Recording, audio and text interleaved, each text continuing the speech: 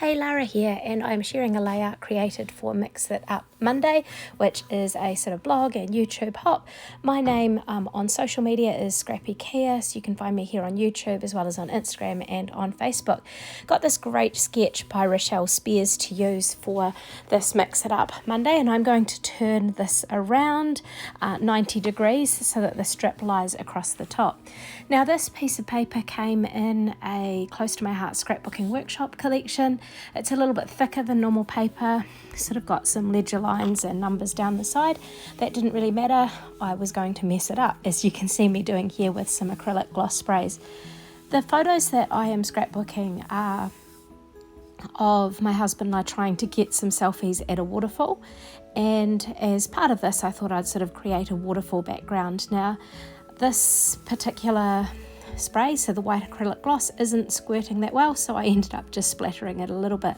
Now, most of this did end up getting covered as the layout progressed, but it was kind of fun doing it, a little bit messy, a little bit drippy, and yeah, so the process, it's all part of the fun of it.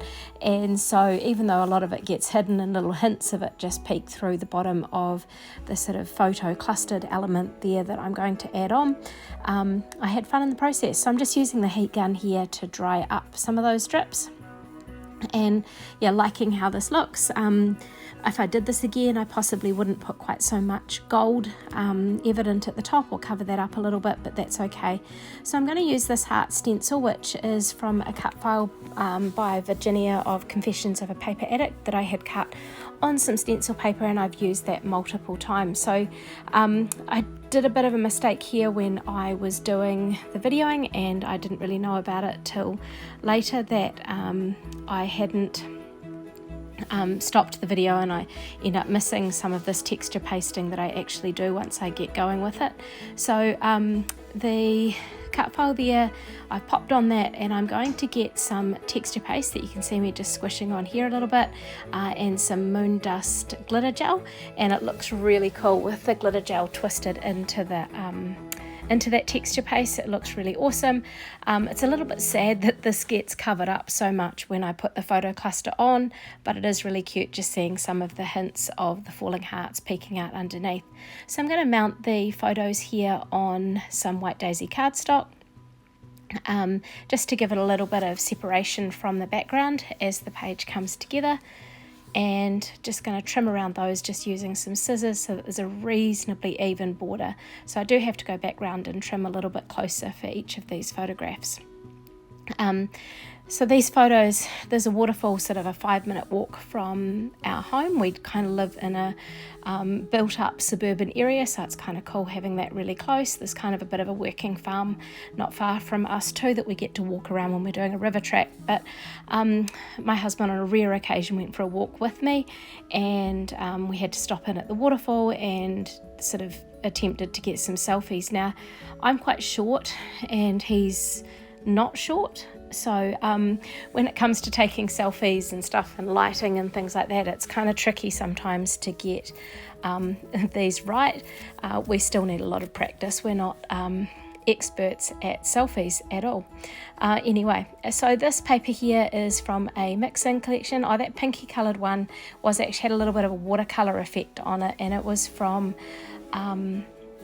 another workshop paper collection kit, so it was kind of a special paper that you can't get normally unless you buy the whole workshop, and that was from the Candid Moments scrapbooking workshop.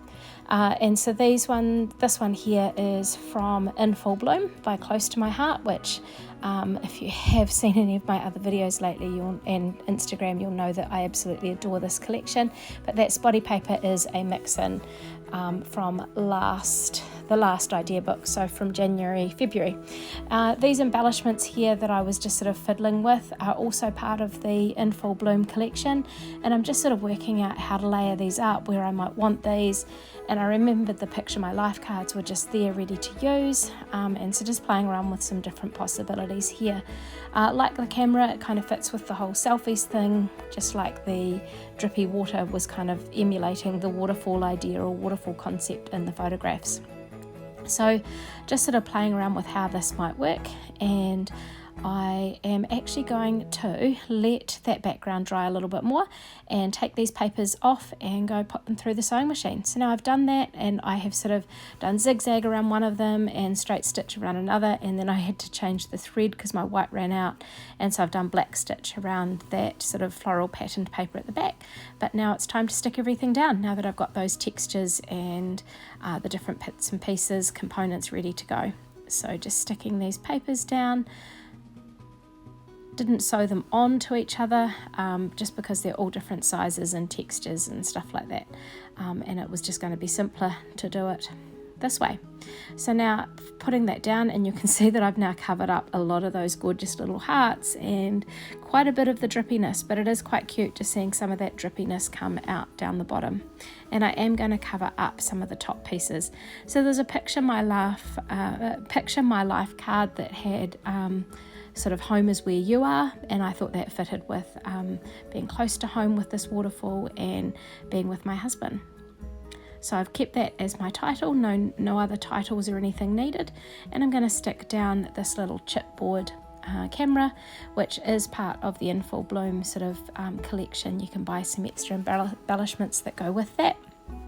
And just having another little look through the cards, I knew there was a bit of a frame there, but I felt I needed something that sort of set that up as the title rather than it just sort of fading into the background a bit.